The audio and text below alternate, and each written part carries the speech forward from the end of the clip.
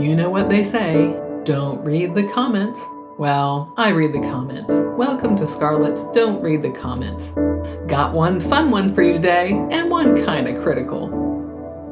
As always, I think of my DRtC videos as a way to thank everyone for all the YouTube stuffing. And for those of you who have bought me a coffee as well, thanks. I appreciate all of you and your support of this channel. As always, stay to the end for some kitty love in the form of pictures of my kitty cats. First, a lighthearted comment from my recent video called Atheist says atheists are stupid, in which Coach Red Pill told a long story about his daughter believing in Santa and said atheists shouldn't be meanie pies to believers. Sly Pear Tree says he should have called himself Coach Blue Pill. He's literally telling his atheist audience to live as if Christianity, something they think is a lie, is true. That's not waking up. Great comment, Sly Pear Tree. Very clever. And guess what? You win one internet today.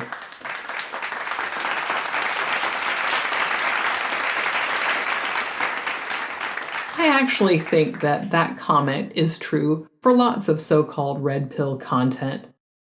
Red pill coaches aren't revealing reality so much as imposing a warped frame on it. This was just one example.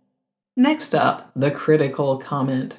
This was on my recent video on Ken Ham called Of Bigger Gods and Intelligence on Arrowheads. In it, I have a section on Richard Dawkins where I say I don't really want to talk about Richard Dawkins. So Squark Parrot Spitting Flowers says, you should care about Richard Dawkins. He's one of the giants whose shoulders have allowed this channel to prosper. Just subscribed, now unsubscribed. Oh noes, y'all, I've been canceled. Scarlett has been canceled. Let's all rend our garments and weep for my subscriber count. But seriously, I do like to read comments and see what people are thinking, and it's not always rosy and positive in Scarlet land. In the snark economy, not every snark lands the way I hope. I once made a comment that included the rock group The Smiths, and my intention was to communicate depressing music, but I said something about listening in the basement, which people equated with losers. People were not happy, and we had words in the comments. And I get it, and I'm learning. By the way, I do love The Smiths, and How Soon Is Now is on heavy rotation on my YouTube. Love me some Johnny Marr guitar playing. That's all I'll say. But to this point about a requirement to take an interest in Dawkins, I feel like I need to say even more, because Dawkins comes up a lot. He is the apologist's go-to shorthand for science-minded, likely a sinner, maybe devil-possessed atheist. And I'm really tired of having to address Dawkins or having this be the one and only person who comes up. Well, maybe Sam Harris comes up sometimes, a little. But I thought I should discuss a little more of my thoughts. Not that I'm expecting Squark Parrot to come running back. They can do whatever they want. I simply find it an interesting question, and it could be informative to give my complex thoughts on a public figure. So first, in the video that comment was on, the Ken Ham video, I do want it noted that I contextualized the Dawkins comment by Ken Ham, and I didn't trash Dawkins at all. But I did say I don't care about Dawkins. And it's mainly for the reasons I gave above. He's just a stand-in. Theists aren't at all interested in his work, and they probably have no idea about any of the actual science he studied.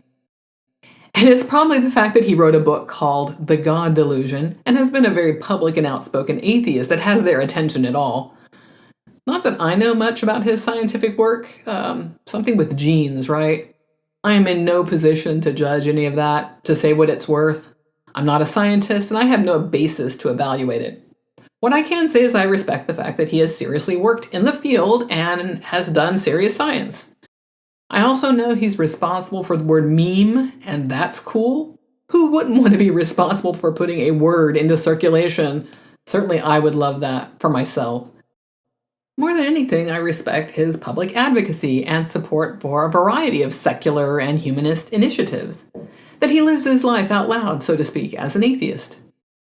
He was one of what was known as the Four Horsemen of Atheism, along with Sam Harris, Christopher Hitchens, and Daniel Dennett.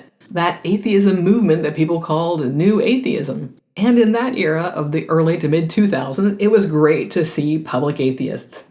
And I have to say, writing a book called The God Delusion, right on. Now, I haven't read it, I can't comment on its contents, but I like the spirit of the title.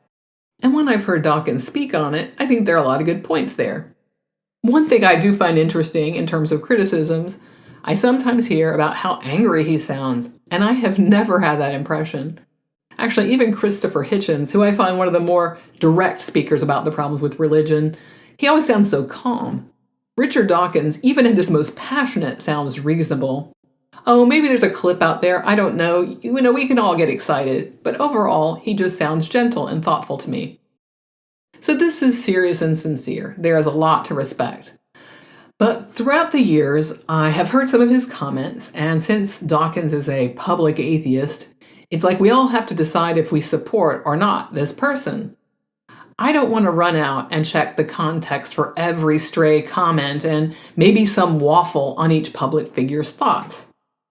I have debated with myself about whether to go fish out comments and accusations on Dawkins, and I decided I'm not going to do that. I don't want to parse his wording or his explanations or anything, weigh what he meant and how he fits along a spectrum of whatever he's talking about. And this is the kind of thing I mean when I say I don't want to talk about him. I don't want to explain my position through what I think of his statements. I would rather say what I believe, what I support, and don't, on my own terms, without passing judgment on someone else or deliberating over his positions. Now, I get if someone criticizes me in this video for not supporting what I'm saying with specifics, but I simply don't want this video to become some giant accusation or get bogged down in an explanation of something he said and then something that somebody else said. So, if you're interested, go look some of the controversies. Make up your own mind about what was meant. But this is what I mean by I'm not interested in talking about those things. I disagree with a lot of the things I've read, and I'm not sure what he really means by them. And the thing is, as much as Dawkins was seen as a leading atheist figure, one of the four horsemen, he was never the only atheist, nor were any of those four. There were always more than four. Is he a giant? I guess. He certainly was, and is still very well known. So well known that he comes up on apologist videos all the time. Granted, of those four horsemen, the one that comes up most among atheists seems to be Christopher Hitchens. So that's interesting. I don't see Dawkins brought up that much. And finally, does my channel owe its prosperity or prospering to Dawkins? I don't think so. Again, while he may be really well known, he wasn't the only outspoken atheist, and he wasn't a well-known YouTuber at all. I think I owe more to the YouTubers that came before me, and there are just so many. I don't even think I can name them. I would miss out some. And then, of course, the Atheist Experience, which was on public access before it came to YouTube and was put on by volunteers from the atheist community of Austin. I know I watched the Atheist Experience more than I ever listened to Dawkins or any of the horsemen, and to me that show with its tell me what you believe and why format guided me and seems to be the basis for a lot of reaction videos. What is being claimed? Why? What is the evidence? And what do we think? And I guess in the end, for me, we shouldn't treat these public figures as perfect or overlook any flaws. Since I've been an atheist, I have seen some very public figures who were accused of improper behavior, abuse, or sexual harassment, and it's disappointing to witness a fall from grace. But c'est la vie. I'm not saying any of this is Dawkins, I'm just talking generally about people in positions of authority and what we should think about them, how we should evaluate who they are, and how we take our cues from them. So, what are your thoughts on these so-called giants of atheism? Maybe it's one of the four horsemen? Maybe some other prominent person? How much should we care about them? Put it in the comments below. I look forward to reading your comments, and maybe you too will find yourself in a comments video one day. And now, for the kitty picture portion. Gina also has a couple of comments. Gina, what do you have to say? Next up is Carson, having a battle with the Comforter and winning, apparently. Bad Comforter.